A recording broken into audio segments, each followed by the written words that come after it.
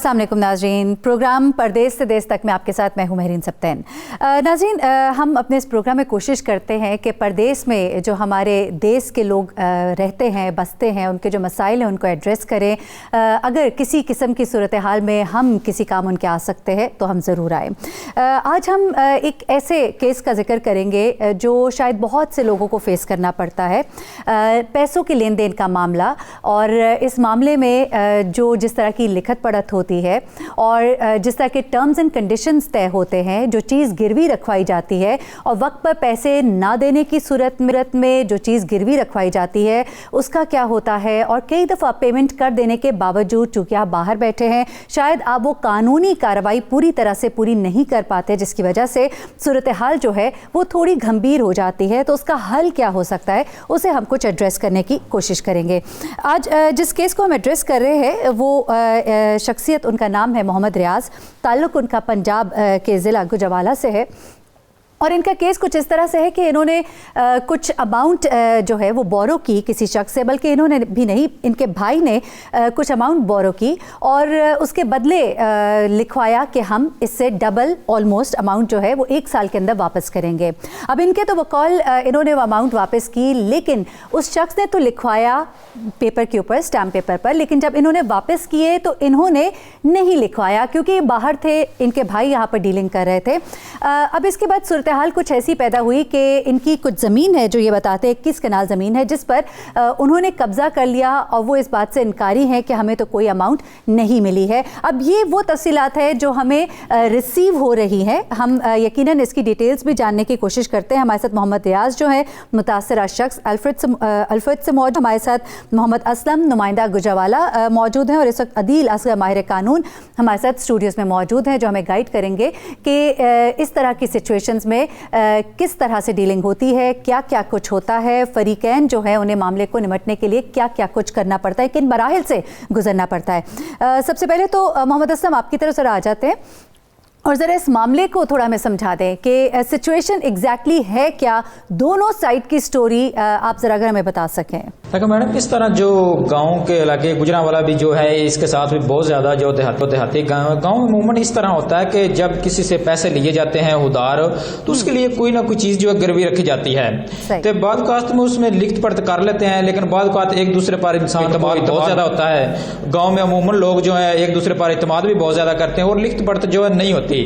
लेकिन ये भी हमें कुछ इस तरह की वाक़या लग रही है। जो मोहम्मद रियाज साहब है जो इस वक्त ब्रूने मुल्क में मुकीम है, इनका जो भाई हैं, जब इन्होंने उससे 10 लाख रुपया लिया था तो अमूमन ये होता है कि लिखत पढ़त कर लेते हैं, भी 10 लाख लिया है तो उसके एवज जो है लिखत पढ़त कुछ कर, लेकिन इसमें लिखत पढ़त तो हमारे सामने कोई नहीं आई है बिल्कुल। लेकिन दूसरी तरफ जब लिखत पढ़त नहीं होती तो इत्तेमाद होता है, ताकि अगर हम आपको ये ज़मीन जो हमारी है ये आप रख लें और 1 साल के अंदर अगर आपने हमसे 10 लाख रुपया लिया है तो आपने जब वापस हमें करना है, जब 25 लाख करना है या 28 लाख करना है, ये बारगेनिंग जरूर होती है जब भी उधार कोई चीज ली जाती है। तो इसमें भी हमें ये चीज बिल्कुल सामने नजर आ रही है कि जब इन्होंने 10 लाख तो ले लिया था, लेकिन जब उसके बाद इन्होंने 10 लाख वापस किया है, उसके साथ साथ जब दूसरी अमाउंट थी जब वापस की है, तो हमें कोई जो है लिखत पढ़त नहीं इनके सामने आ रही। लेकिन उन्होंने जब इनको रकम दी है तो उसमें बाकायदा तौर पर उनके गवान भी हैं, जिनमें से उनका एक गवाह अली हसन और दूसरा जो चौधरी गुलजार का नाम हमारे सामने आया है। लेकिन ये जो है इन्होंने सिर्फ इसी तरह ताकि जो ब्रूने मुल्क के लोग होते हैं, मुकीम होते हैं, उनके जो साथ इधर रिश्तेदार होते हैं वो उनको इत्मीनान दिलाते हैं भी ये बंदे बड़े ईमानदार हैं, ये अच्छे हैं, लिखत पढ़त करने की जरूरत नहीं है। तो यहाँ पे सवालात कुछ होते हैं, मैं आपसे कुछ बारी बारी करके सवाल करूंगी। पहले तो ये बताइए कि चूंकि मोहम्मद रियाज तो बाहर के मुल्क बैठे थे, ठीक है, लेकिन उनके भाई तो यहाँ पर रहते थे। उनके भाई ने जो डीलिंग की है, आपकी उनसे कोई बात हुई है कि इतना एतबार का रिश्ता था कि उन्होंने तो लिखवा लिया और इन्होंने नहीं लिखवाया? कहीं ऐसा तो नहीं कि बीच में से रकम अदा ना हुई हो, वहां से तो आ गई हो, यहां से आगे ना गई हो? ये भी हो सकता है कि नहीं? जी बिल्कुल, इस तरह की भी बाद का तो बातें आती हैं, लेकिन जो देखने में अमूमन यही आता है कि जो ट्रस्ट होता है वो बहुत ज्यादा होता है। ट्रस्ट की बेस पर ज्यादा काम जो है गाउंड हो जाते हैं, ताकि रिश्तेदार भी होते हैं। मोहम्मद इलियास से बात हुई है? जी, इनके भाई से हमने काफ़ी दफ़ा रब्ता करने की कोशिश की है, लेकिन हमारी बात नहीं। दूसरी तरफ यासीन जो दूसरा जिसने कब्जा किया ज़मीन पर, उस पर भी हमने रब्ता करने की कोशिश की है, लेकिन एक दफ़ा तो उसने कॉल अटेंड की, सारे मामले को जानता है, जिसका नाम फैसल में बताया गया है। उससे जब हमारी बात हुई तो उसने हमें इसके बारे में काफ़ी डिटेल दी है। उसने हमें कहा है कि ये इनकी उधर जो 28 कनाल के करीब जो जगह थी वो इधर गुजरांवाला के साथ है, तहसील नौशहरा विरका उसका इलाका है घुमनवाला। वहां से जो इन्होंने उसके जब इनकी डीलिंग हुई थी तो 10 लाख रुपए लिया था, तो उसके बाद ये डीलिंग हुई थी भी आपने हमें इतनी देर में ये पैसे वापस करने हैं। लेकिन उतनी देर में जब इन्होंने पैसे वापस नहीं किए तो उसके बाद जमीन तो उनके पास रखी थी और उन पर उन्होंने जमीन पर जो है कब्जा कर लिया। दूसरी तरफ जो पैसे इन्होंने आस्ता आस्ता फिर दूसरे पैसे वापस कर दिए, लेकिन पैसे वापस करने के बावजूद इन्होंने कोई लिखत पढ़त नहीं की। अमूमन ये अब तो जदीद दौर है, उसमें यही होता है कि कम से कम जो 2 गवाह हैं वो जरूर हम अपने साथ रखते हैं कि जब रकम लेन देन होता है या किसी चीज कारोबार में कोई लेन देन करते हैं। लेकिन फैसल ने हमें यह बताया है कि जब लेन देन हो उसमें कोई गवाह नहीं थे, सिर्फ ट्रस्ट की बुनियाद पर उन्होंने कहा ठीक हमें आप पैसे वापस कर दें। लेकिन वक्त जब अच्छा, उस गाड़ी के बारे में बताइएगा, वो जो गाड़ी इन्होंने लेन देन के मामले में उनको दी है, उस गाड़ी के हवाले से क्या तफसीलात हैं? जिस शख्स से ली वो बता रहे हैं कि ही इज नो मोर, वो वफात पा चुके हैं, लेकिन कोई ना कोई गवाह तो जरूर होता है बीच में जो दस्तखत होते हैं और जो गाड़ी एक से दूसरे नाम पे ट्रांसफर होती है। तो कोई गवाहान में से कोई ऐसा शख्स मौजूद है जो ये कह सके कि जी ये गाड़ी इन्होंने मोहम्मद इलियास से खरीदी और बेशक अपने नाम तो नहीं की, डायरेक्ट उनके नाम पे ट्रांसफर कर दी? कोई ऐसा गवाह मौजूद है? मोड ऑफ पेमेंट, हाँ, और मोड ऑफ पेमेंट क्या था? वकील साहब पूछ रहे हैं कि मोड ऑफ पेमेंट बैंक से ट्रांजैक्शन गई थी, तो वो भी एक बड़ा अच्छा सोर्स होता है जानने का। किस तरह से ये रकम ट्रांसफर की गई, आपने इस बारे में पूछा? कैश दिया गया, थ्रू बैंक ट्रांजैक्शन हुई, हुआ क्या? जी बिल्कुल, इसमें जो अभी तक हमारे सामने एक डॉक्यूमेंट आया है उसके ऊपर जो मोबाइल नंबर लिखा था उस पर हमने कोशिश की है, लेकिन वो तो पता नहीं चला, खास करके भी ये बैंक के थ्रू हुई है, ताकि बैंक के ऊपर कोई अकाउंट नंबर नहीं लिखा। ये इस तरह लगा जो इन्होंने पैसे थी वो नकद उसी वक्त जो है कैश के थ्रू जो गाड़ी खरीद करना उनके हवाले की थी। लेकिन वही बात आ जाती है कि भी ट्रस्ट की बात आती है, लेकिन उनके पास कोई जो कमिटेड डॉक्यूमेंट होता है वो नहीं हमें सामने आया, ताकि जिस तरह उन्होंने जब पैसे दिए तो उनके साथ गवाह थे, लेकिन इनके साथ वो चीज हमें देखने में नहीं कहीं भी नजर आ रही। अच्छा चलिए ठीक है असलम, आपने हमें डिटेल्स दी, जितनी डिटेल्स आपके पास मौजूद थी इस केस के हवाले से। यह वक्त तो एक ब्रेक का, हमारे साथ रहिएगा।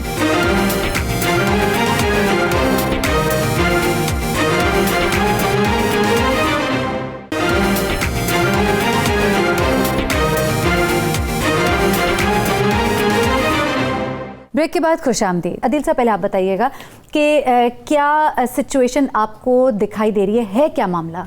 मेरीन, मुझे जो फील हो रहा है ना वो ऐसे है कि इलियास साहब जो है मुतासर शख्स, हमारे जो रियाज साहब हैं उनके जो भाई, उनको पैसों की ज़रूरत थी और उन्होंने पैसे जब उधार लिए हैं दूसरे शख्स से, ये जो उस्मान साहब है, मलक मोहम्मद यासीन साहब हैं, इनसे जब पैसे उधार लिए हैं तो आप जब किसी को बारो कर रहे होते हो या दे रहे होते हो पैसे, तो आप ये देखते हो कि मुझे वापसी कौन बंदा दे सकता है, चाहे वो आपकी फैमिली में से हो, तो फैमिली में से भी ऐसे बंदे को देखा जाता है कि क्या उसकी पेइंग कैपेसिटी है। तो आई थिंक कि ये रियाज साहब जो हैं हमारे, ये उनमें से शायद पेइंग कैपेसिटी रखते थे, इसलिए उसने इन पर ट्रस्ट किया और पैसे इनके भाई को दे दिए। और फिर इन्होंने, जैसे आपने खुद बताया कि इन्होंने सिग्नेचर कर दिया एक डॉक्यूमेंट के ऊपर, तो ये बन तो वैसे रहा है, ये सूद का जैसे केस होता है वो केस, लेकिन मैं इसको वक्ती तौर पे ऐसे ही कहूँगा कि अब रियाज साहब के पास क्या बच जाता है कि वो इस मामले को कैसे टेकअप करें। बेसिकली जो दावा दायर उन्होंने किया हुआ इनके खिलाफ, इसको इनको कॉन्टेस्ट करना है। कॉन्टेस्ट करने के लिए अब ये जाएं वहाँ पर, और इनकी मैं अभी डॉक्यूमेंट्स में देख रहा था अदालतों में जाके जो केसेस इनके पेंडिंग हैं, ये चीफ साहब के नाम की इन्होंने एप्लीकेशंस कुछ लिखी हुई हैं, तो चीफ जस्टिस साहब का इसमें इख्तियार नहीं बनता। इसमें बेहतर ये था कि ये डिस्ट्रिक्ट जज जो सियालकोट के हैं वहाँ पर अपने कौंसल के ज़रिए अप्रोच करके अपने केस को ओवरसीज़ की जो कोर्ट बनी है उसके अंदर लेकर जाए, सो दैट इनका केस का decision as per law, as per merit और स्पीडी हो सकेगा। सेकेंडली बात इनकी तरफ से आ जाती है कि इन्होंने 10 लाख रुपया इनके भाई ने लिया और 25 लाख रुपया लिखवाया गया। तो सूद के हवाले से जो कारोबार किया जाता है, ना सिर्फ उसमें सिविल के मामलात में जो सिविल जजेस बैठे हुए हैं इसको कंडेम करते हैं, इनफैक्ट क्रिमिनल केसेस के तौर पे इसको डील किया जाए, तो इसको एक ऑफेंस जो है वो बनाया गया है और इसकी सजा दी जाती है। अच्छा, सूद लेने वाले और देने वाले दोनों पर। सूद पर जो कारोबार किया जाता है उस पर कन्विक्शन होती है। इसलिए अगर ये बात आ जाती है फिर वही कि ये 10 लाख रुपया बारो कर रहे हैं और 25 लाख का कोई डॉक्यूमेंट है उसमें दे रहे हैं, ये कुछ थोड़ा सा ये एक मेंटल जो प्रूडेंट माइंड जो है इससे ऊपर की थोड़ी बात आ जाती है। मैं ये आ जाता है कि अब इनके मुताबिक इन्होंने इन शेप ऑफ मोटर व्हीकल जो है वो भी दी, थोड़ी सी चीज़ों की वेरिफिकेशन की ज़रूरत है और ट्रैक मिल जाता है और निकल ही आते हैं, सिर्फ ढूंढने की बात है। चले मोहम्मद रियाज साहब से, हाँ जी, मोहम्मद रियाज साहब से ज़रा कुछ सवालात करने, फिर उनके वकील की तरफ हम आएंगे। मोहम्मद रियाज साहब, ये बताइएगा कि इस वक्त जो सिचुएशन हमें इमर्ज करती नज़र आ रही है उसमें यह कि आप लोग का बहुत ज़्यादा ट्रस्ट लेवल था और जिसकी बिना पर आपने कोई लिखत पढ़त की ही नहीं जब आप लोगों ने उन्हें अमाउंट पे बैक की, जबकि उन्होंने सारा लिखवाया, सब कुछ किया, स्टैम्प पेपर है, एवरीथिंग। दूसरी बात यह है कि यहाँ पे एक और जो डाउट मेरे जहन में आ रहा है, क्योंकि जो हमारे नुमाइंदे हैं मोहम्मद असलम गुजरावाला से, उनका ये कहना है कि वो जब आपके भाई को राब्ता करने की कोशिश करते हैं तो उनसे राब्ता नहीं हो पा रहा, जबकि इफेक्टी को तो मेरे ख्याल से राब्ता करना बड़ा आसान होता है क्योंकि आपका केस है, आप मुतासिर हैं, आप तो कहना चाहते हैं, तो वो क्यों नहीं सामने आ रहे? कोई इसकी वजह आपको मालूम है? सब बोले थे जब कॉल आएगी मैं बात करूंगा, बस इतनी बात हुई है उनसे मेरी। अच्छा, ठीक है। अच्छा, अब ये बताइएगा कि आपने अपने भाई से यकीनन पूछा होगा कि जो पैसे मैंने भेजे वो आगे किस तरह से पे बैक किए गए, गाड़ी किससे ली गई, उनके जवाबात से आप मुतमईन हैं? आपको लगता है कि जो डिटेल्स आपको दी जा रही हैं वो बिल्कुल सही है? ना गुजरावाले शहर से इन्होंने खरीदी है, मियां हबीब के नाम, उसने इसके साथ था, इसका दोस्त था भाई मोहम्मद लियाज का, ठीक है कि नहीं? ठीक है। फिर गाड़ी के सीधी यासीन को इन्होंने दे दी है। ठीक है जी, ठीक हो गया, ठीक हो गया। इसमें 2-3 आदमी गवाह हैं, मैं उनका पीछा कर रहा हूँ, ततले वाले के रहते हैं, उनके सामने ये गाड़ी दी है, उन आदमियों को भी पता है। अच्छा, और जो कैश दिया गया है वो थ्रू बैंक दिया गया है या कैश हाथ में दिया गया है? कैश इधर से मैं अपना भाई छोटा उसके नाम भेजा है, तो उसने जाके ऐसे उसके घर दे के आ गया था, छोटी सी पर पहले उस रसीद बना के दो, प्रॉपर बोलता बनाएंगे, पहले पैसे दो, मैं चेक करूँ ये कितने हैं। अच्छा। उसने जब उसको पैसे दिए, पैसे उसने ले लिए पास, उसने नॉर्मल रसीद के ऊपर ना पेपर में ऐसे लिख दिया उसने, उसके बेटे ने। अच्छा, ठीक है, सही है। चले, आपके वकील भी इस वक्त हमारे साथ मौजूद है, अनवर नेहरू, उनसे जरा बात करते हैं। पर आपको पैसे देता है ये, ठीक हो गया। अनवर नेहरू साहब, थोड़ा आप अगर एक्सप्लेन कर सके इस केस को और मज़ीद बेहतर तरीके से कि अब इस सिचुएशन क्या इमर्ज होती हमें नज़र आ रही है, वो कुछ इस तरह से है कि इन्होंने पैसे दे दिए, कोई लिखना पढ़ना नहीं हुआ, अब सिर्फ दोस्त ही हैं जो गवाहान हैं, तो इन गवाहान की क्या स्टेटस होगा इनका, क्योंकि वो दोस्त हैं? और अगर इस तरह के केसेस में जहां कोई सबूत शवाहिद आपकी तरफ से मौजूद ना हो तो और तरीक़ाकार क्या होता है जिसको कि अदालत एक्सेप्ट करती है? एडवोकेट सुप्रीम कोर्ट हूँ जी जी, मेरे पास इनका मैटर चल रहा है। ठीक है। ये वंस अपॉन अ टाइम 2018 में इनके खिलाफ एक दावा डिक्री हुआ है रियाज साहब के खिलाफ। सही। उसकी तारीख एग्जैक्ट डेट जो है वो है 25/5/15। अच्छा, ठीक है जी। दावा में उन्होंने ये एलेज किया है कि 11/3/14 को 11/3/2014 को 25 लाख रुपया लिया है इस रियाज साहब ने, उनके वर्जन के मुताबिक, जो उन्होंने 2 माह के बाद यानी 15/5/14 को वापस करना था। ठीक है।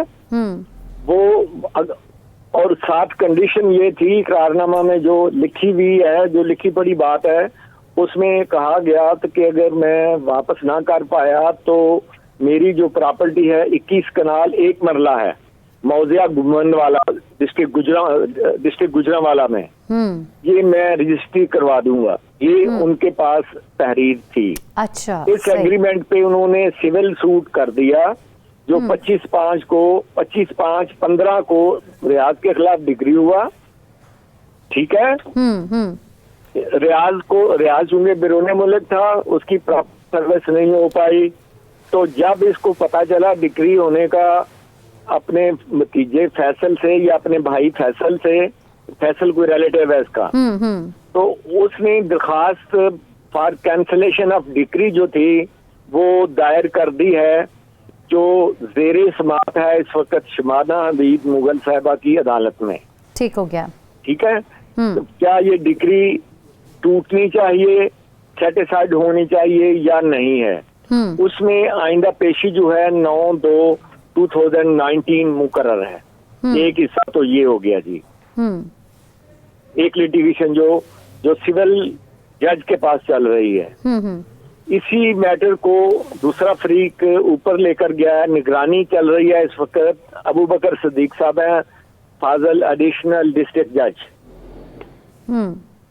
उसमें जो यासीन की तरफ से निगरानी फाइल हुई है, उसमें कहा गया है कि हमारी दरखास्त नीचे हमने दी थी कि हमने दरखास्त गुजारी है खारिज करने के लिए, वो खारिज की जाए, तो वो प्रोलॉन्ग कर रहे हैं उसको। इनफैक्ट ये निगरानी जो थी वो ज़ेरे समाअत है डिस्ट्रिक्ट जज के पास, और ट्रायल कोर्ट में प्रोसीडिंग चल रही है शहादत के लिए। यासीन के खिलाफ जो रियाज ने शहादत देनी है उसके लिए 9/2/19 के लिए मुकर्रर है। मेरे पास लिखी पड़ी बात तो ये है। बाकी जो बातें मैंने सुनी है इस कॉल में, गाड़ी का लेना देना वो उन भाइयों को पता होगा। कहीं मत जाइएगा, एक छोटी सी ब्रेक लेते हैं, यहीं रहिएगा।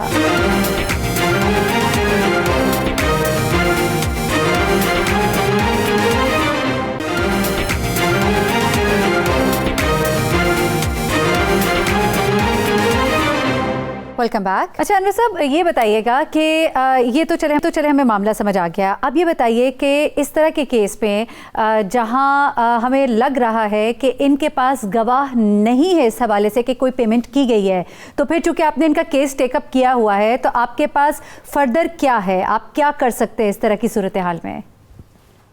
देखें, ये जो एग्रीमेंट है शायद आपने नहीं पढ़ा या आपको नहीं दिया गया, उसमें ये एग्रीमेंट आपके 11/3/14 का है। मैं बताता हूँ, इसमें जो तहरीर बनाई है ये कहते हैं जी कि हमने पैसे नहीं लिए, जाली फर्जी डॉक्यूमेंट इन्होंने बनाया है। अभी चूंकि एट वन स्टेज उन्होंने एक्स पार्टी डिग्री ले ली है इनके खिलाफ, पहले वो डिग्री जो है वो मनसूख होगी। मनसूख होने के बाद वो ट्रायल कोर्ट में दावा सामने आएगा। दावे में फिर डिफेंस प्ली जो है इनकी वो सामने आएगी कि ये जाली और फर्जी है, हमने पैसे नहीं लिए। ठीक है, अभी तक तो ये सूरत हाल है जी। डिग्री सेटिसाइड होगी, फिर ट्रायल होगा इनके दावा में, ठीक है, और उस इकरारनामा की जो वेरासिटी है उसको चेक किया जाएगा थ्रू प्रोसेस ऑफ ट्रायल। ये होता है इसका तरीकाकार। चले ठीक, सही हो गया, सही हो गया। अच्छा, अगली बात सुने में एक मिनट प्लीज। वो ये है कि ये जो इकरारनामा है ना, ये इन्होंने ये इसको हम कहते हैं कंटिंजेंट कॉन्ट्रैक्ट है। अच्छा। कंडीशनल है, कंडीशनल है। जमीन इनकी कभी नहीं जा सकती, इनको पैसे ही देने पड़ेंगे अगर प्रूव होता है तो। लेकिन यहाँ केस भी नहीं प्रूव होगा, क्योंकि जब ट्रायल होगा दोनों फ्रीकैन इसमें शामिल होंगे, तो फिर ये इंशाल्लाह इनका दावा इनके हक में खारिज हो जाएगा, होपफुली। ये सूरत हाल है। चलिए ठीक है। आदिल साहब, आप कुछ पूछना चाह रहे हैं इनसे, फिर मैं आपकी तरफ आऊंगी। नहीं, मैं पूछना नहीं चाह रहा, मैं सिर्फ इतनी बात करना चाह रहा था कि किसी भी केस को प्रूफ करना होता है, वो बारे सबूत जो है वो उस बंदे के ऊपर आता है जो अदालत में केस लेके जाता है। अदालत में हमेशा ये कहा जाता है कि आप अपने केस को प्रूव करें। मेरा किसी के ऊपर एलिगेशन है, जैसे कि यासीन साहब गए हैं, तो यासीन साहब ने प्रूफ करना है अपने स्टांस को, जितनी भी चीज़ें उन्होंने दावे में लिखी हैं। ये मेरे सुपर सीनियर हैं जो वकील साहब बैठे हैं। जी अनवर साहब, मेरी बात सुनिएगा। जी। बात ये है कि उन्होंने यकतरफा तौर पे डिग्री एक दफा वो ले चुके हैं, उस डिग्री को हम सेटिसाइड करवा रहे हैं। मोहम्मद रियाज ले चुके हैं या दूसरी पार्टी? यासीन जो है वो एक्स पार्टी केस अपने डिग्री करो, यही अनवर साहब बता रहे हैं। ठीक है, एक्स पार्टी डिग्री उन्होंने ले ली है, जैसे भी है। अब उसके पास डिग्री है, डिग्री मनसूख होगी, मनसूखी के बाद दावा सामने आएगा। दावा में फिर उसकी मेरिट्स जो है वो जो है यासीन वो साबित करेगा कि मैंने पैसे दिए हैं, ये इकरारनामा हुआ है, ये हुआ है, वो अपने गवाहान देगा। बर्डन ऑफ प्रूफ उस पर होगा। लेकिन आप इसको मनसूख कराना हमारी हक में है। जब तक ये डिग्री मनसूख नहीं होती, ये रियाज will suffer from that degree. ठीक हो गया। असल सूरत हाल ये अच्छा है। आदिल साहब ये बताइएगा, जो बात एक सवाल जो जहन में उठता है वो ये है कि अभी इसको प्रूफ करना होगा और कितनी एक अहमियत है उस स्टैम्प पेपर की, क्योंकि आपने कहा कि एक तो सूद की बुनियाद पर जो लिटिगेशन है वो कितनी एक मतलब मामलात ख़राब हो जाते हैं, एक वो चीज़। दूसरी चीज़ ये कि 25 लाख रुपया वरना ज़मीन, ये कुछ एग्रीमेंट्स भी तो ऐसे होते हैं ना जिनकी कोई बुनियाद नहीं एक्सेप्ट की जाती। बेशक आप लिखवा जो मर्जी लें पेपर के ऊपर, लेकिन ऐसा भी होता है ना कि कुछ ऐसी चीज़ें जो आप लिखवा लेते हैं वो अदालत उन्हें एक्सेप्ट नहीं करती है। Is that so? मेरे ख्याल के मुताबिक और आई थिंक कानून के मुताबिक भी यही आप जो बात कर रही हैं वो बिल्कुल ठीक कह रही हैं। ये जो डॉक्यूमेंट है जिसको उन्होंने प्रिपेयर किया है ये फ्रॉडलेंटली एक तैयार किया गया है कि 10 लाख रुपए आप किसी को उधार दे रहे हैं और उससे आप लिखवा 25 लाख रुपए आप उसे, और आप उधार जो दे रहे हैं वो आप अलियास को दे रहे हैं, जो लिखवा रहे हैं वो आप किसी उसके भाई से लिखवा रहे हैं, यानी भाई की जिम्मेदारी नहीं है, पैसे उधार भाई ने नहीं लिए, यानी जो इस वक्त जो भी हो जाए, यानी मैं अब किसी बंदे से उधार पैसे ले रहा हूँ, मेरा भाई उसको लिख के दे रहा है कि ठीक है जी अब मैं पैसे नहीं दूंगा तो फिर आप मेरी जमीन ले लें। अब रियाज की जमीन तो वो ले जो बंदा जिसने उधार लिए हैं, लेकिन एग्रीमेंट तो रियाज और उस पार्टी यासीन के दरमियान हुआ है ना। कुछ वाइड है, कानून की नजर में कुछ एग्रीमेंट्स ऐसे होते हैं जो कि वाइड हो जाते हैं। और यहाँ पर भी एक बात को मैं थोड़ा सा कर दूं, अभी मेरे सुपर सीनियर है, उनकी गाइडेंस उनकी रहनुमाई वो बड़ी बेहतर है। वो जो बात कर रहे हैं उसने एक्स पार्टी केस डिग्री करवाया है, इन्होंने फौरी तौर पर एप्लीकेशन दी और उसका ऑपरेशन जो है वो सस्पेंड करवा लिया है। वो डेफिनेट बात है,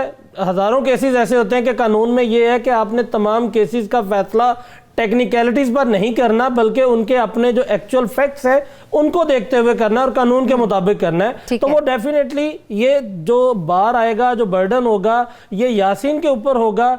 अगर ये भी प्रूफ हो जाए, ये प्रूफ हमारे ऊपर तो बाद में आएगा कि हमने 25 लाख रुपया देना था या दे चुके हैं, पहले प्रूफ यासीन ने करना है कि उसने 10 लाख रुपया दिया और 10 लाख के बदले 25 लाख रुपया जो है वो लिखवाया है। तो वो प्रूफ करने के लिए तो उसके पास पेपर मौजूद है ना? मैं बताता हूं, आप जब भी केस दायर करते हैं तो केस दायर करने के बाद आपने अपने गवाहान देने होते हैं, लिस्ट ऑफ विटनेसेस के ऊपर। वो जब अपने गवाह वहां पर पेश होगा तो पेश करेगा, तो वो पेश होके जज साहबान के सामने अपने जब एक दफा दोबारा बात को बोलते हैं और उस पे यही हमारे जो फाजल वकील साहब है ये उन पे क्रॉस करेंगे और उस क्रॉस के दौरान आप सच जो है उसकी तलाश कर लेते हैं और हकीकत जो है वो कोर्ट के सामने आ जाता है। जब उसका अपना स्टांस प्रूफ नहीं होगा तो फिर उसका दावा ऑटोमेटिकली जो है वो डिसमिस ही होगा। अच्छा आदिल साहब, मैं अभी आपकी तरफ वापस आती हूँ क्योंकि अभी सवालात बहुत से मौजूद हैं जो करने वाले हैं। एजाज आलम साहब हमारे साथ मौजूद है, सूबाई वजीर पंजाब इंसानी हकूक। एजाज आलम साहब, आप भी ये सारी गुफ्तगू सुन रहे हैं और सबसे पहले जो सवाल हमारा है वो तो यही है कि जो लोग दूर बैठे हैं और एक बहुत बड़ी ताकत है, इकॉनमी हमारी जो है, जो बैरून मुल्क से पैसा आता है, हमारे ये लोग हैं जो बैरून मुल्क बैठे हैं, तो इनको हर तरह का सपोर्ट देना हुकूमत वक्त की जिम्मेदारी है। तो फिर इस तरह के केसेस जहाँ पे जो इफेक्टी है वो बाहर बैठा है, वो नहीं आ सकता, इन मामलात को नहीं देख सकता, तो आप लोगों की कहाँ पे जिम्मेदारी शुरू होती है और वो जिम्मेदारी किस तरह से अदा की जा रही है? देखिए जी, पहले तो ये मैं आपको बताता चलूँ कि पाकिस्तान में जो ओवरसीज़ का जो पाकिस्तान की इकॉनमी में एक रोल है वो हमेशा हमारे प्राइम मिनिस्टर साहब भी उसको बार बार कहते हैं कि ये लोग हमारे लिए बड़ा असासा हैं। और उनके साथ हमारा ये देखने में आया है कि बहुत सारे फ्रॉड हो जाते हैं यहाँ पे उनके साथ। अच्छा मोहम्मद रियाज साहब, आप बताइएगा, इस वक्त ये सारे मामलात आप सुन रहे हैं, अदील हाशमी साहब ने क्या कहा वो भी आपने सुना, आपके वकील जो हैं इनसे तो आप राब्ते में यकीनन होंगे। आपके कोई तहफ़्फ़ुज़ात है अभी तक ये मामला जिस तरह से प्रोसीड कर रहा है? क्योंकि जब इंसान दूर होता है और केस यहाँ लगे होते हैं, फिर जाहिर सी बात है वकील की मर्ज़ी पे और वकील के ऊपर ही होता है और आप सारा टोटली अपने वकील पे डिपेंड कर रहे होते हैं। मैं तो फिलहाल ना टोटल जो भी केस का ना वकील के ऊपर ही कर रहा हूँ क्योंकि मैं तो दूर बैठा हूँ। सही। तो आपको ये कोई डर खौफ तो नहीं है कि आपके वकील किसी और के साथ ना मिल जाए? हमारे पाकिस्तान में एक तो ये बड़ा होता है कि जब केस किया जाता है और हर वक्त अपने वकील पे एक माजरत के साथ शक ही रहता है कि कहीं दूसरी पार्टी के साथ के मिल ना जाए, तो कोई इस तरह के तहफ़्फ़ुज़ात तो नहीं है आपके? पर यकीन किया हुआ मैंने। अच्छा चले ठीक है, अरे साहब आप पे यकीन कामिल है उनको। बात मेरी सुना है कि जब उन्होंने ना मेरे से सिग्नेचर किए थे ना, उस दिन एक ही गवाह था, दूसरे आदमी नहीं थे। वो पेपर घर ले गया, बाद में उसने पता नहीं किससे सिग्नेचर कराए, मैं उन आदमी को शक्लें भी नहीं देखी हुई हैं। अच्छा, सही। अच्छा, उसके अलावा ये नहीं होता कि वो पेपर कहीं से आगे उसको फर्दर भी करवाना होता है? नहीं, वो इंडोर्स करवाना होता है, रजिस्टर्ड करवाना होता है, लेकिन वो डॉक्यूमेंट, ये डॉक्यूमेंट नहीं है, ये वो डॉक्यूमेंट नहीं है, वो रजिस्टर्ड होना होता है, ये एग्रीमेंट नहीं है। ठीक है, नहीं, लेकिन देखे ना, वो जिसके पास एग्रीमेंट चला गया वो उसके ऊपर फर्दर, क्योंकि वो कह रहे हैं सिर्फ एक गवाह मौजूद था, दूसरा गवाह, तीसरा गवाह, जो भी उन्होंने किया उनकी गैर मौजूदगी में बताता किया। हूं मेरीन, ये डॉक्यूमेंट ऐसा डॉक्यूमेंट नहीं है। एक होता है कि आप किसी जगह को सेल करना चाह रहे हो, सेल करने के लिए हम उस डॉक्यूमेंट को परचेज करके अपनी कंसेंट दोनों दे रहे हैं, ऑफर और एक्सेप्टेंस आ रही है। यहाँ पे ये चीज नहीं है, ये चीज यहाँ पे मिस है। ये एक किस्म का गिरवी नाम है।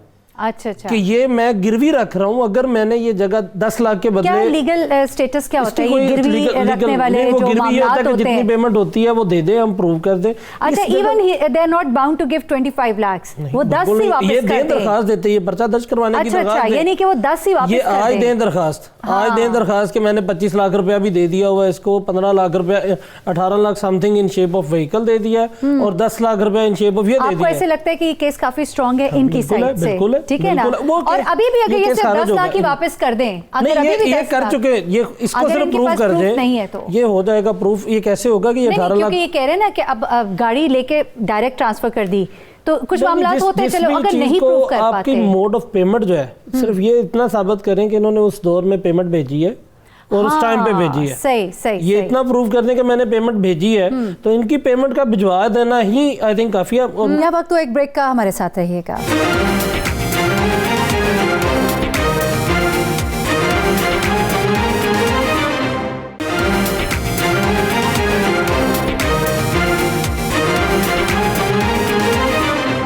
ब्रेक के बाद खुशामदी। हमारे साथ एजाज आलम साहब दोबारा मौजूद है।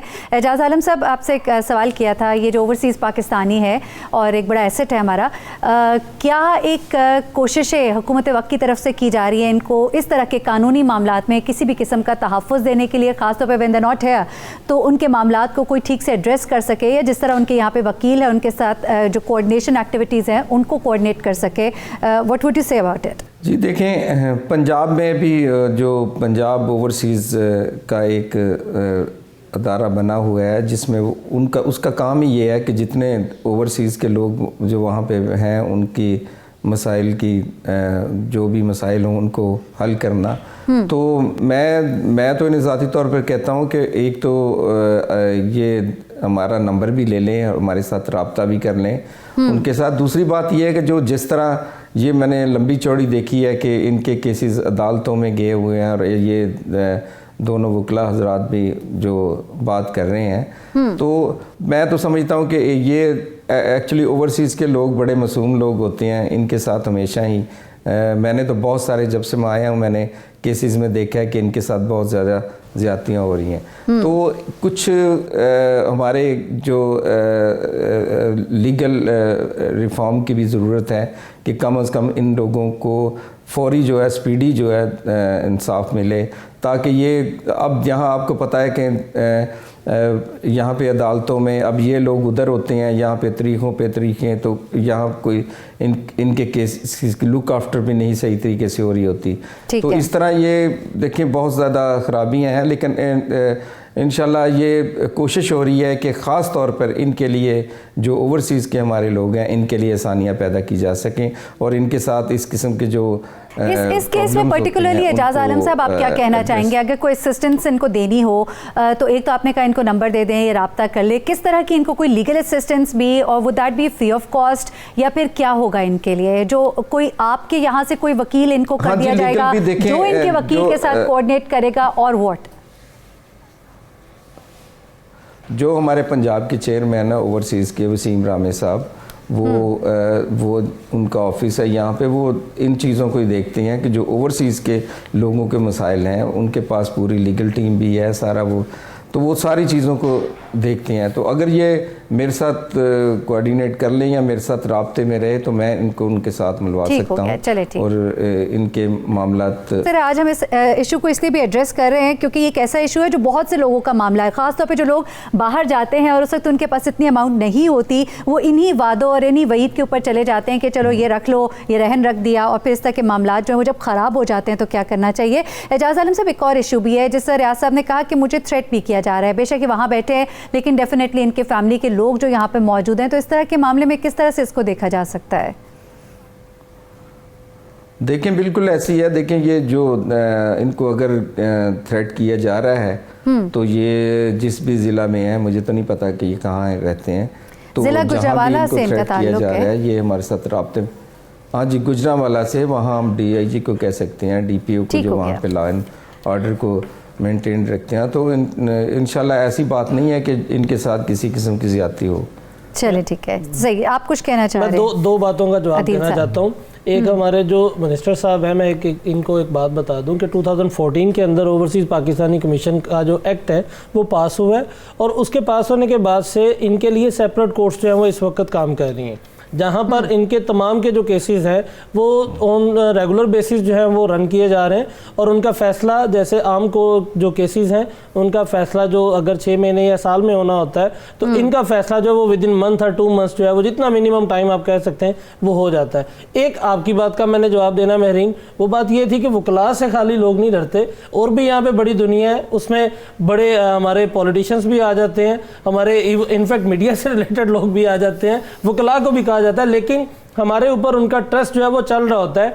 यहाँ पर जो इनके वकील साहब हैं बड़े कॉम्पिटेंट हैं, उन्होंने जितनी बातें की हैं वो बड़ी रेलिवेंट इनके केस से रिलेटेड की हैं। अब वो खुद इस चीज़ पे बड़े होपफुल हैं कि इनके केस को वो कामयाबी से इंशाल्लाह ताला इनकी फेवर में जो है वो करवा कर देंगे। और यहाँ पर मैं एक गुजारिश करूँगा, इनके ही मेरे वैसे जो सुपर सीनियर हैं उनको पता होगा, सिर्फ ये जो हमारे शख्स हैं रियाज साहब, एक वहाँ से बैठ के अपनी तरफ से एक एप्लीकेशन ओवरसीज पाकिस्तान कमीशन को सेंड कर देंगे तो इनका काम जो है और इनका केस जो है वो फ्रंट फुट पे आके मैक्सिमम जितना बेहतर टाइम होगा, जितना कम टाइम होगा, उसमें डिसाइड भी हो सकेगा। मैं एक बात करना चाहता हूँ मेरी, अच्छा ये देखें, मैं ये बात कहना नहीं चाहता था। देखें असल बात ये है कि बहुत सारी वजह है कि जिनको ऐसे लोगों को बताया नहीं जाता कि आप ओवरसीज़ कमीशन के पास जाएं या फलां जाएं। इनको कई दफ़ा कुछ लोग अपनी सिस्टम चलाने के लिए इनको वो रास्ता ही नहीं दिखाते। तो हमारे माशरे में थोड़ी सी अवेयरनेस की कमी है, लोगों को पता ही नहीं कि हमने कहाँ जाना कहाँ नहीं जाना। तो ये जिस तरह आहिस्ता आहिस्ता जब लोगों के पास इस बात की आगाही या अवेयरनेस आ जाएगी कि हमारा बेहतरीन फोरम कहाँ है कि जहाँ पे हमने जाके ये बात अपनी बतानी है, तो हो सकता है इनका जो इतना टाइम लगा या इतना नुकसान हुआ है। बल्कि आप काइंडली यूँ कीजिएगा, आप हमें वो नंबर, हेल्पलाइन, वो ईमेल एड्रेस दे दीजिए, हम प्रोग्राम के आखिर में इसको चला भी देते हैं ताकि और भी दीगर लोग जो हमारे बाहर बैठ के जो प्रोग्राम देख रहे हैं, जो यहाँ पे देख रहे हैं, जिनको इस तरह के प्रॉब्लम्स हैं, तो दे शुड डेफिनेटली नो कि डायरेक्ट वे क्या है और वो आप लोगों से रब्ता कर सके, बजाय इसके कि इधर उधर से पूछे। तो हमारा प्रोग्राम जो है वो डेफिनेटली इसी पर्पज़ के लिए हमने शुरू किया है, और हमारे तवज्जुद से अगर लोगों के लिए कोई आसानियाँ पैदा हों तो definitely that is the thing we want to do. तो आप हमें अपना एक तो ईमेल एड्रेस और साथ ही साथ जो हेल्पलाइन नंबर है वो ज़रूर दे दीजिए। मैं देखें जी, मैं इनको देखें, मैं बिल्कुल आपको वो भी दे दूंगा, लेकिन मैं ये आपकी वसातत से ये बताना चाहता हूँ कि ये पंजाब ओवरसीज़ कमीशन का ऑफिस जो है ये 8 क्लब में वाक़या है। ठीक है, इसके चेयरमैन वसीम रामे साहब हैं, और ये पंजाब में इसको वो डील करते हैं और मरकज़ में जुल्फी बुखारी साहब इसको डील करते हैं। ठीक हो गया। मैं प्रोड्यूसर साहब से दरख्वास्त करूंगी कि ये ज़रूर प्रोग्राम में हमारे ये चला दीजिए इसको, ये जो भी इसका address, email address, phone number और मुतल्लिका जो अशखास के नाम उन्होंने बताए हैं वो ज़रूर चला दीजिए, और नाज़रीन से हम कहेंगे कि आप नोट कर लीजिए और इस तरह के किसी भी मसले के लिए आप उनसे राबिता कर सकते हैं। और अगर राबिता करने पर आप लोगों को फिर भी मुश्किलात दरपेश हों या सुनवाई ना हो तो हम लोग यहाँ यहाँ पर मौजूद हैं आपकी खिदमत के लिए। ज़रूर हमें बताइएगा अगर इस तरह का कोई मामला होता है। एजाज आलम साहब, मैं दुरुस्त कह रही हूँ? बिल्कुल साहब, चले ठीक। बिल्कुल दुरुस्त कह रही हैं, क्योंकि एक अदारा बना ही इसी काम के लिए। चले ठीक। कवल बतूल नकवी हमारे साथ इस वक्त मौजूद है, एडिशनल डिप्टी कमिश्नर रेवेन्यू है। कवल बतूल नकवी साहब, थोड़ा आपने भी इस केस को सुन लिया होगा अब तक, आप ज़रा एक्सप्लेन कर सकते हैं कि इस तरह के केसेस में किस तरह से डील किया जाता है, जहाँ पे 10 लाख के एवज 25 लाख मांगा गया, नंबर 1, नंबर 2 ज़मीन गिरवी रखवा दी गई, नंबर 3 उन्होंने पैसे वापस तो किए लेकिन लिखवाया नहीं, नंबर 4 वो कब्जा करके बैठ गए। इस तरह के केसेस का हल क्या होता है? मैम, इस तरह के केसेस का जो ओवरसीज पाकिस्तानी होते हैं, जब इस तरह की कंप्लेंट्स लेके आते हैं, सबसे पहले मुझे हैरानी तो ये होती है कि जब डेवलप कंट्रीज में रह रहे हैं तो पढ़े लिखे तो होंगे, जब लीगल इंस्ट्रूमेंट्स वो उधर उनके लिए जरूरी नहीं है कि पढ़े लिखे हो। नंबर 1, नंबर 2 ये कि जब वो यहाँ से वहाँ जाते हैं ना कवल, तो उनके बहुत सारे मामलात होते हैं जिनको देखने के लिए कई दफा मजबूरी की हालत में उन्हें ये कमिटमेंट्स करनी पड़ जाती हैं। जी, मेरी गुजारिश सुने। Agreement is a legal document जो कि स्टैम्प पेपर पे होता है। जो एक लीगल डॉक्यूमेंट होता है वो उस वक्त हमारी कोर्ट में भी हमने विद एविडेंस चीज प्रूव करनी होती है। इफ यू आप यकीन कीजिए, माजरत के साथ कता कलामी के लिए माजरत के साथ, कुछ पढ़ी लिखी मैं भी हूँ, लेकिन कई दफ़ा मामलात में यकीन मानिए नहीं समझ आती। बहुत सी चीज़ें जो हैं वो इग्नोर हो जाती हैं and at time of litigations आपको समझ आती है कि हमें ये काम भी करा लेना चाहिए था। लेकिन चले, एक मामला हो गया, गलती हो गई, अब इसका हल क्या है और इस तरह के केसेस में होता क्या है? When it comes to stamp paper and agreement, ही वो रास्ता है जहाँ पे लिटिगेशन चलती है और जहाँ फैसला होता है। जहाँ पे एग्रीमेंट और स्टैम्प पेपर आ जाता है, वहाँ पे मी एज डिस्ट्रिक्ट कलेक्टर हमारे उधर खत्म हो जाती है डोमेन। स्टैम्प पेपर और एग्रीमेंट के बाद आपकी कोर्ट की डोमेन स्टार्ट। ठीक हो गया, सही है, सही। और इस तरह के मामला जहाँ पर ये तमाम मामला इस तरह से हुए, पैसे का सबूत नहीं है, सब कुछ है, इसमें आप लोग अब कुछ भी नहीं कर सकते, कोई आप इन्हें फिर एडवाइस देना चाहें, क्या किया जा सकता है? अदील साहब यहाँ पे नफ़ी में सरे लारे, मैं आपकी तरफ भी आती हूँ। जी कवल साहिबा। मैडम, इसमें 2 सजेशंस हैं कि एक तो अगर उनका कब्जा है और उनके पास मलकीती सबूत है तो ये लॉ एंड ऑर्डर का इशू है, इसके लिए उन्हें पुलिस की तरफ जाना पड़ेगा। फिर जब एग्रीमेंट की बात आ जाती है और एक स्टैम्प पेपर पे हम सरकार फीस लेती है और फीस लेने का मकसद ये होता है देने वाले का कि वो सरकार को गवाह बना के इस बात पे पाबंद हो रहे हैं। जब उसकी कोई एक पार्टी ब्रीच करती है तो उसके बाद लिटिगेशन का दरवाजा सिविल कोर्ट की तरफ रुके। अगर एग्रीमेंट नहीं है और अगर किसी की मलकीयत से किसी कब्जा ग्रुप ने कब्जा कर लिया और उस पर कोई कंस्ट्रक्शन नहीं होगी तो वो हमारे district collector, additional deputy commissioner का या असिस्टेंट कमिश्नर की उनके लॉयर कुछ कहना चाह रहे हैं, उनको सुन लेते हैं। जी बताइएगा। मैं सारी बातें सुन रहा हूँ। ये डिस्ट्रिक्ट कलेक्टर साहिबा की भी बातें सुनी है मैंने। ये मामला अब सिविल कोर्ट में है, सब जुडिस बिफोर सिविल कोर्ट है। ना इसमें पुलिस कुछ कर सकती है, ना रेवेन्यू अथॉरिटीज कुछ कर सकती हैं। ये मैं बात बता दूं। जब तक डिक्री मनसूख नहीं होती, मनसूखी के बाद दावा सामने आएगा, फिर यासीन जो है उसको अपना केस साबित करना होगा।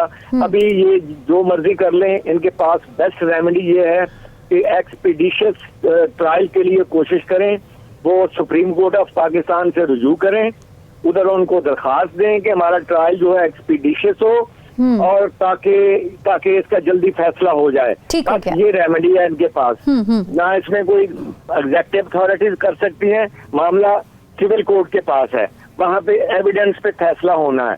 ठीक है, तो अब मैं इजाजत चाहूंगा, मेरे पास टाइम नहीं है। नहीं, आपका बहुत शुक्रिया अनवर आरिफ साहब, हमारे प्रोग्राम का वक्त भी खत्म हो गया। दिल साहब, आप जल्दी से कमेंट कर दीजिए। दो बातें सिर्फ करना चाहूंगा।